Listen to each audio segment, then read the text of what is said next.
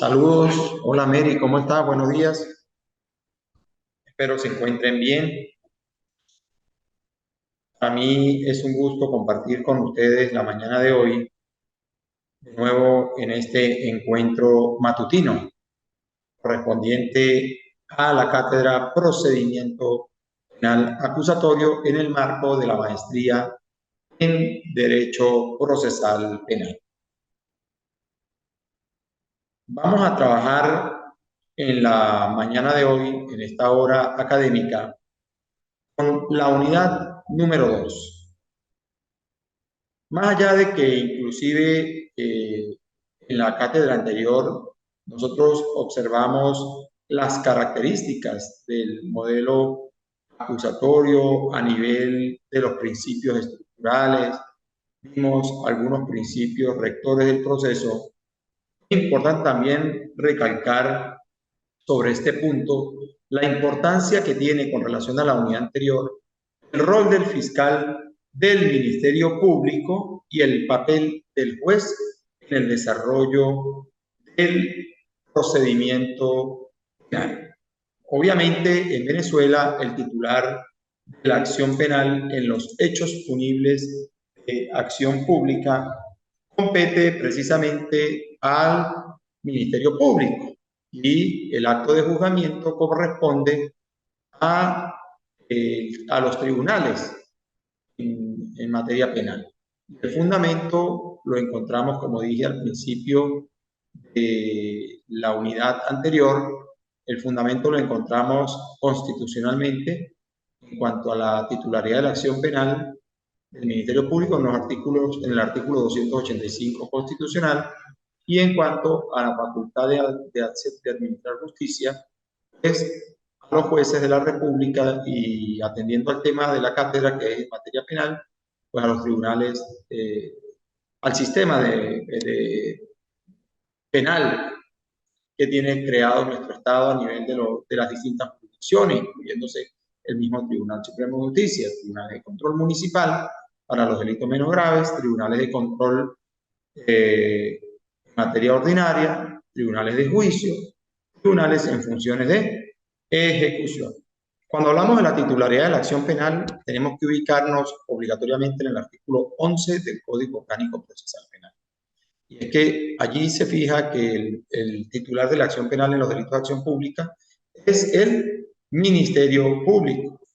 Entonces, allí lo encontramos enunciado, y el ejercicio de la acción está fundamentado en el artículo 24 del mismo Código Orgánico Procesal Penal. En el artículo 24 del mismo Código Orgánico Procesal Penal.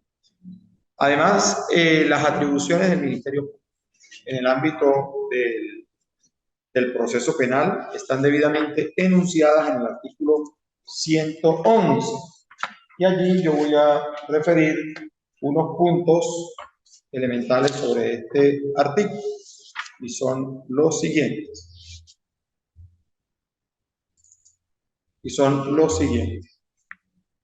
Titularidad de la acción penal, 111 del Código Orgánico Procesal Penal, atribución del Ministerio Público.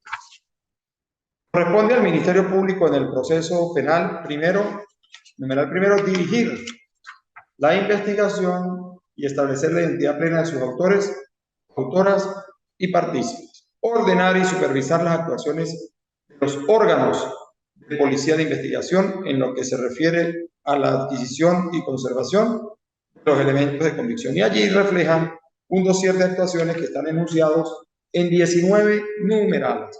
Están las atribuciones del Ministerio Público. Ya cuando entramos a lo que es el proceso como tal, debemos considerar que el fiscal es quien ordena el inicio de la investigación, ¿verdad? Conforme lo fundamenta, conforme el fundamento fijado en los artículos 262 y 265 del Código Orgánico Procesal Penal, y es en cuanto a la fase preparatoria, fase de investigación. Dentro de esas atribuciones, pues obviamente él goza de un dossier de facultades que están fijadas, como dije antes, o atribuciones en el 111, y a través de un organismo policial puede materializar ese conjunto de facultades que tiene, solicitando un cúmulo de diligencias de investigación para poder acreditar el hecho punible a través de las fuentes de pruebas necesarias durante la fase de investigación. También está facultado, conforme al artículo 291 del Código Orgánico Procesal Penal, a exigir actuaciones a los funcionarios, pudiendo inclusive el mismo fiscal de manera directa cumplir ciertas actuaciones de investigación cuando así lo considere idóneo, como normalmente ocurre en los delitos contra los derechos humanos, donde se investigan funcionarios policiales. Normalmente corresponde, normalmente el fiscal, al tratarse de sujetos activos calificados por ser funcionarios policiales, no delega la labor investigativa en otros funcionarios, sino que asume directamente de su despacho esa investigación, sustanciando todo ese dossier de entrevistas, presentándose en los sitios para la materialización de inspecciones y todo lo demás, en aras de controlar eficazmente la investigación y no ser objeto de manipulación al tratarse de, por ejemplo, funcionarios investigados pues, que tienen la función pública, prestan el servicio al Estado en el marco de la seguridad. También puede el fiscal del Ministerio Público, en el marco de una investigación, peticionar mandatos de conducción ante el juez de control. Pedirle al juez de control que conduzca o haga conducir con apoyo de la fuerza pública al testigo renuente que ha sido llamado a declarar en el despacho fiscal y que no ha querido comparecer. Es parte de las facultades que tiene y ya luego, dependiendo del desarrollo de la investigación, de los actos de investigación que ha cumplido, a través de entrevistas, a través de inspecciones, experticias recabadas, por petición de la misma fiscalía, pruebas anticipadas, actos de allanamiento, en fin, inspección de vehículos, personas, luego de haber resultados de análisis telefónico, luego de haber recabado esa gama de elementos de convicción, ya él podrá precisar al final de la fase preparatoria la emisión del acto conclusivo que bien considere útil, pudiendo ser, primeramente, puede ser un archivo fiscal, conforme el 297 del Código Orgánico Procesal Penal, pudiendo ser también un sobreseimiento en fundamento del artículo 300 del mismo Código Orgánico Procesal Penal, o una acusación conforme el artículo 308 del Código Procesal Penal. Eso a nivel de los roles que tiene, del rol que tiene el funcionario de la Fiscalía en el contexto de un proceso penal como el nuestro, a la luz de nuestro Código Orgánico Procesal Penal. Por otra parte, debo también señalar que a nivel judicial nosotros tenemos una estructura organizativa y funcional de lo que es el sistema de justicia. En el contexto de nuestro país, a nivel de las jurisdicciones especializadas u ordinarias en materia penal, existen pues una diversa, de acuerdo al código, existen unas etapas del proceso. La fase preparatoria, que es la fase de investigación, la fase intermedia, que es la etapa de la audiencia preliminar, la fase de juicio oral y público, que es a la que se llega luego de superada la audiencia preliminar y es decir, superada la etapa intermedia, y la fase de juicio oral, después de la fase de juicio oral y luego la fase de ejecución de sentencia. Sin embargo, debo ser específico, indicarles que el artículo 109 de nuestro Código Orgánico Procesal fija el control de la investigación y la fase intermedia en manos de ¿qué? De un tribunal unipersonal de control. Y es así, o sea, el Tribunal de Control de Garantías es un juez controlador de las garantías constitucionales y del debido proceso.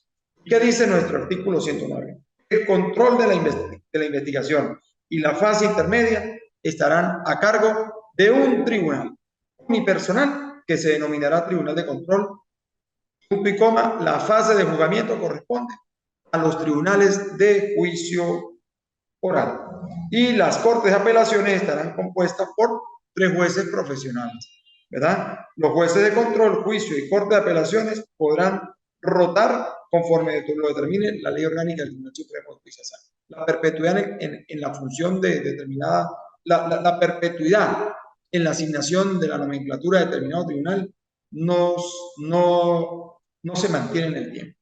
Hoy un juez puede ser juez de control número X y dentro de 2 años pudiese ser juez de juicio número X y posteriormente pudiese ser perfectamente juez de ejecución o integrante de la Corte de Apelaciones por un tema rotatorio. La fase de ejecución de sentencia estará a cargo de un juez unipersonal que se denominará Tribunal de Ejecución. Y ya luego entramos con el artículo 108 del Código Orgánico Procesal Penal, que fija la organización de los circuitos judiciales penales en Venezuela. El artículo 108 dice: los tribunales penales se organizan en cada circunscripción judicial en dos instancias. Una primera instancia integrada por tribunales unipersonales y otra de apelaciones integrada por tribunales colegiados. Su organización, composición y funcionamiento se regirán por las disposiciones establecidas en este código y en las leyes orgánicas. Entonces, aquí en el Táchira, o en Caracas, o en Mérida, o en Trujillo, o en Carabobo, en cualquier estado, vamos a encontrar tribunales unipersonales, tribunales de control, primeramente. Tribunales de control municipal. ¿Qué función tienen esos tribunales de control municipal? Bueno, ubicando el artículo 65 del Código Orgánico Procesal Penal, tenemos tribunales de primera instancia municipal en funciones. Es competencia de los tribunales de primera instancia municipal en funciones de control, el conocimiento de los delitos de acción pública, cuyas penas en su límite máximo no excedan de 8 años de privación de libertad. Eso es un principio general. Sin embargo, esa disposición del 65 tiene una excepción que excluye aquellos delitos que, más allá de que no superen los 8 años, se correspondan con los siguientes. Claro que aquí vamos a encontrar delitos que superan esa barrera, pero literalmente excluye los siguientes. Quedan excluidas de la aplicación de esta norma las causas que se refieran a la investigación de delitos de homicidio intencional, violación, delitos que atenten contra la libertad, integridad, ¿verdad?, indemnidad sexual de niños, niñas y adolescentes, secuestro, corrupción, delitos contra el patrimonio público, que son los previstos en la ley contra la corrupción, y la administración pública. Hay delitos de naturaleza económica que afectan a la administración pública. Hay delitos de naturaleza económica que afectan a la administración pública. Tráfico de drogas de mayor cuantía, que tiene que ver con el artículo 149 de la Ley Orgánica de Drogas, en lo que tiene que ver con el encabezamiento, primera parte de esa ley, son delitos de tráfico de mayor cuantía. No así los del segundo aparte, o el segundo, sí, que son alusivos a los tráficos de menor cuantía. Esto aplica solo para mayor cuantía. Legitimación de capitales contra el sistema financiero y delitos conexos, delitos con multiplicidad de víctimas. En un hecho culposo pudiese ocurrir que, más allá de ser un delito con una penalidad por debajo de los 8 años, pudiese suceder que hay multiplicidad de víctimas porque se trata de un vehículo de transporte colectivo. Resulta que se produce el volcamiento por imprudencia, negligencia, impericia o inobservancia de normas de parte del conductor, y hay una gama de 5, 6, 7, 8 lesiones o fallecidos. Allí obligatoriamente hablamos de multiplicidad de víctimas, y más allá de que el delito supere los 8 años, aplica la exclusión que fija el tratamiento para el tribunal como delito menos grave, y se va por el tribunal penal ordinario, delitos de delincuencia organizada, violaciones a los derechos humanos, todo lo que tenga que ver con delincuencia organizada. Eso tiene que ver con robos a través de grupos organizados al margen de la ley, extorsión, secuestro, lesa humanidad, contra la independencia y seguridad de la nación y crímenes. Todos esos delitos están excluidos de cualquier posibilidad de competencia por un tribunal de control municipal. Ahora, si son competencia de quién, de un tribunal de control ordinario, y el 66 del Código Orgánico Procesal Penal lo prevé firmemente. Es de competencia de los tribunales de primera instancia en funciones de control el conocimiento de los delitos cuyas penas en su límite máximo excedan de 8 años de privación de libertad. Excedan de 8 años. Al exceder de 8 años, la competencia está perfectamente fijada en el Código Orgánico Procesal Penal. ¿Qué pudiese suceder en caso de que, por ejemplo, en el ámbito de la validez de lo cumplido por el tribunal incompetente? Por ejemplo, un tribunal de control ordinario. Se le ocurre sustanciar el procedimiento especial de delitos menos graves, existiendo ya en esa jurisdicción un tribunal con esa competencia por la materia. Bueno, todos esos actos procesales efectuados ante un tribunal incompetente en relación a la materia serán nulos. ¿Por qué? Porque el artículo 72 del Código enuncia un tema propio de la validez y cataloga como nulo los actos procesales efectuados ante un tribunal incompetente en razón a la materia. ¿Qué nos quiere decir con esto? Que si un fiscal decide formular una imputación ante un tribunal de control ordinario por un delito menos grave en presencia del juez, no ser él el competente, pues él debería no materializar ese acto de imputación ni celebrarlo, sino declinarlo al tribunal competente en esa materia, que es el Tribunal de Primera Instancia Municipal, creado por Gaceta ya del mismo Tribunal Supremo de Justicia. Ahora, ese acto de imputación, si es celebrado y el fiscal investiga con base a esa imputación, pues de acuerdo al ámbito de validez, de la ausencia de competencia por la materia, pues deberían ser nulas todas esas actuaciones, salvo aquellos que no puedan ser repetidos. Por ejemplo, que se haya tomado en el marco de la investigación una declaración como prueba anticipada de alguien que esté próximo a fallecer, fallezca. Entonces eso se tendrá como válido, pero por lo demás, ese acto procesal de imputación es nulo, de nulidad absoluta por mandato mismo del artículo 72. También tenemos en el marco de las competencias comunes que el artículo 67, y cuando hablo de las competencias comunes me refiero a las competencias comunes alusivas ¿a qué? Al Tribunal de Control Municipal de Control y al Tribunal de Control de Penal Ordinario. Entiéndase que el control municipal conoce delitos menos graves cuya pena no supera los 8 años, y el control municipal y el control ordinario todos aquellos delitos con más de 8 años que son considerados como delitos en sí graves. Bueno, ¿cuáles son las competencias comunes? Son competencias comunes de los tribunales de primera instancia municipal en funciones de los tribunales de control ordinario, velar por el cumplimiento de las garantías constitucionales y el debido proceso. Decretar las medidas de coerción que fueren pertinentes, realizar la audiencia preliminar, la aplicación del procedimiento por admisión de los hechos y de las medidas alternativas a la persecución, así como cualquier otra establecida en este código por el ordenamiento jurídico. También serán competentes para conocer la acción de amparo a la libertad y seguridad personal, salvo cuando el presunto agravante sea un tribunal de la misma instancia, caso en el cual el tribunal competente será el superior jerárquico. Entonces, aquí tenemos nosotros un elemento importante. Control de la investigación. Garantizar el ejercicio pleno de las garantías a la materialización de los derechos humanos de las personas investigadas, inclusive la misma víctima. Frente a cualquier violación o amenaza de violación, bueno, perfectamente la víctima pudiese, ante una negativa de investigación de la Fiscalía de ciertos actos, pudiese invocar el control judicial, y entiéndase, si la investigación trata de un hecho punible, delito considerado como delito menos grave o grave, bueno, dependiendo del tribunal que esté conociendo, si es menos grave el control municipal y si es grave el control ordinario, pedirle al tribunal el control judicial de la actuación fiscal a los fines de poner en sintonía al fiscal por el tema del deber que tiene de investigar y del principio de exhaustividad en el contexto de toda investigación. Luego tenemos los tribunales de juicio. Los tribunales de primera instancia en funciones de juicio. Artículo 68 del Código Orgánico. De la competencia del tribunal de juicio, el conocimiento de la fase de juicio y las causas provenientes de los tribunales de primera instancia municipal en funciones de control. Se superó la etapa intermedia en el tribunal municipal de control, bueno, y se pasa la causa a la fase de juicio.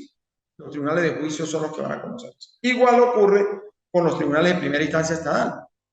El caso que conoció un tribunal de control en penal ordinario, bueno, superó la etapa intermedia, pasa a la fase de juicio. Las causas que por delitos respecto a los cuales pueda proponerse la aplicación del procedimiento abreviado.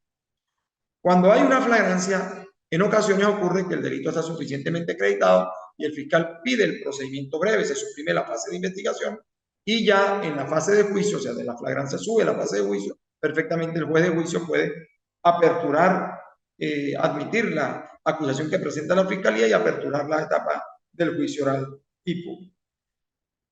Y la acción de amparo cuando la naturaleza del derecho o de la garantía constitucional violado o amenazado de violación sea afín con su competencia natural, salvo que el derecho o la garantía se refieran a la libertad y seguridad personal. Si hablamos de habeas corpus, el único competente es el Tribunal de Control.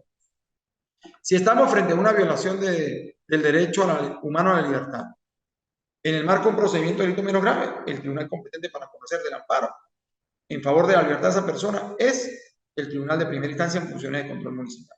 Si es un delito grave, el Tribunal de Primera Instancia en funciones de control penal ordinario. Ya en materia de juicio, bueno, entendamos un asunto, se trataría ya de temas propios de amparos sobrevenidos normalmente por una decisión propia, por una violación surgida casualmente de un mismo tribunal de control. Cuando a través de una decisión judicial el tribunal ordena a un determinado órgano investigador, un organismo policial que está investigando, cumplir determinados actos o materializar algunas medidas que ha dictado el tribunal y este se niega a cumplirlas, ¿verdad?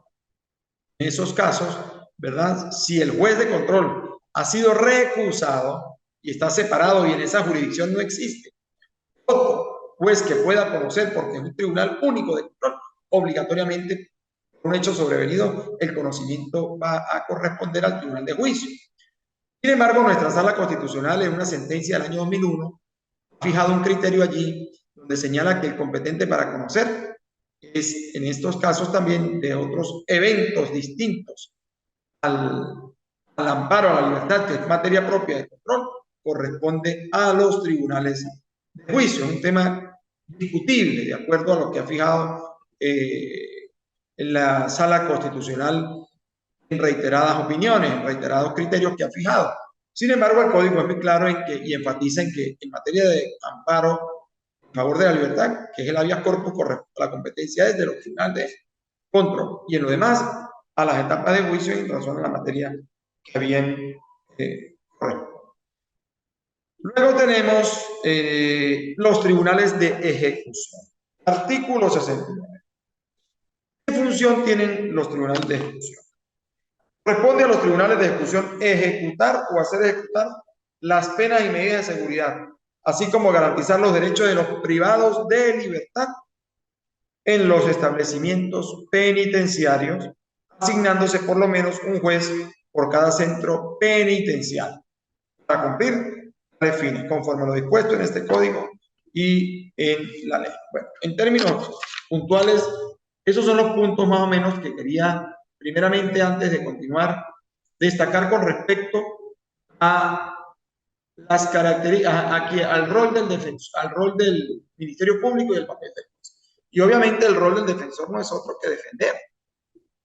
La defensa se produce a través de la defensa privada, a través de abogados en ejercicio dedicados al ejercicio profesional por vía privada o a través del uso de la institución de la defensa pública. Y el deber de defender también es obligatorio. Aquí, si bien existe el principio, en principio, el famoso principio probatorio de la carga de la prueba, que pareciera ser única y exclusivamente recaer solo sobre la representación del fiscal, ¿verdad? Pareciera que también el defensor tiene que compartir esa carga de probar la no responsabilidad de su defendido. Entonces, eso es lo que se conoce en estos tiempos en materia a nivel doctrinal como la carga dinámica de la prueba, de que también el defensor que no defiende conduce o lleva a un estado de indefensión a su cliente, y es tarea también del defensor ayudar a demostrar la inocencia de su defendido frente a la carga que pretende el fiscal de acreditar que el hecho le es indicado, le es acreditado a esa persona. Ahora, entrando en otro punto, para el tiempo que nos queda. Dice, estructura del proceso. Rol del juez en las diferentes etapas del proceso. Etapas del proceso. Hablemos de las etapas del proceso. El proceso, nosotros vamos a hablar aquí del procedimiento penal ordinario. ¿Para qué me voy a meter con los otros procedimientos especiales? Vamos a meternos con el procedimiento penal ordinario porque es el que tiene una gama de etapas. Son las de común actuar en el diario trajinal. El procedimiento penal se compone de 4 etapas. Fase preparatoria, que es la fase de investigación. Fase intermedia, que es la etapa de la audiencia preliminar. Y fase de juicio, que es la etapa, bueno, donde se materializa todo el cúmulo de principios rectores y estructurales del modelo acusatorio. Entonces, el principio de oralidad, el principio de investigación, de publicidad, de contradicción y de concentración. Y tenemos la fase de ejecución de sentencia, que es donde prácticamente el fiscal con competencia en materia de derechos humanos debe velar porque la condena que se ha impuesto se cumpla cabalmente y el juez de ejecución de pena evaluará y hará el seguimiento correspondiente con el ánimo de que se alcance en este proceso penal, en esta etapa, la resocialización de la persona que ha sido penada. Vamos a revisar también aquí los asuntos relacionados. Vamos a buscar aquí el código. Tengo aquí el código en digital. Vamos a verificar aquí un tema. Código orgánico procesal. Vamos a hablar de la competencia. Perdón, de los diversos actos. Fíjense. Fíjense acá. Procedimiento especial. Competencia de los tribunales. Vamos a ubicarnos aquí en el artículo 65. Un momentito. Aquí tenemos unas competencias, bueno, ya fueron señaladas hace minutos, ¿verdad? La del 65, la de control, la de juicio y la de... Eso ya lo vimos, lo tratamos hace unos minutos. Pero bueno, yo quería también decirle a ustedes que el proceso penal nuestro es un proceso formal y garantista. Es un proceso que tiene una gama de instituciones que permiten especialmente al defensor oponerse a la persecución penal a través del uso de diversas instituciones procesales. Tenemos las nulidades absolutas y relativas.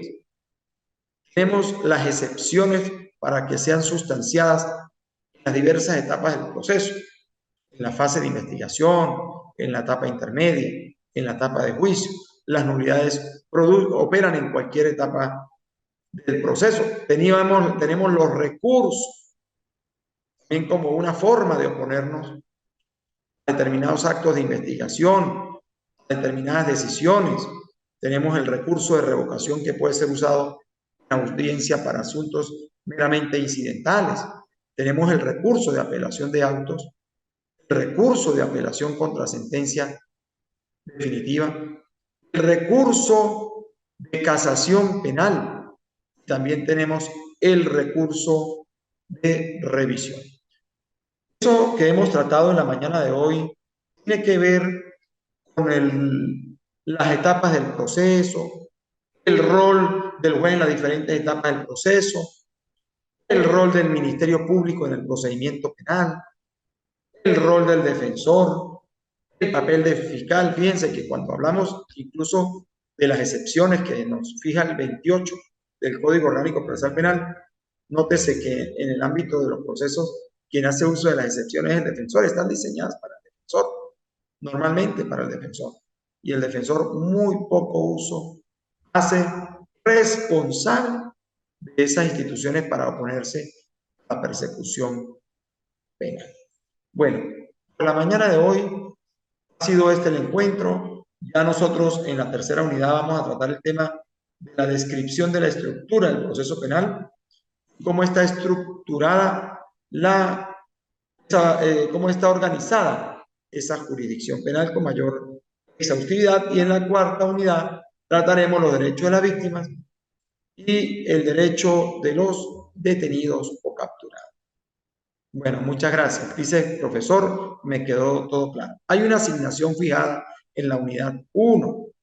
Es importante que la cumplamos. Ya mañana contaré la actividad de la unidad 2. A medida que vayamos viendo los temas, voy a ir asignando las actividades. El material que va a ir al aula es un material jurídico. Ley orgánica del Ministerio Público. Código orgánico procesal penal. Vamos también a trabajar con la Constitución venezolana, Ley Orgánica del Tribunal Supremo de Justicia y la Ley Orgánica del Poder Judicial. Ese es el material, es netamente jurídico porque los roles están en las normas, no están ni en la doctrina ni en la jurisprudencia, están debidamente justificados y debidamente acreditados en la letra de la misma ley. Bueno, que tengan todos un feliz día y nos veremos próximamente. Seguimos conectándonos a través del aula virtual. Feliz sábado.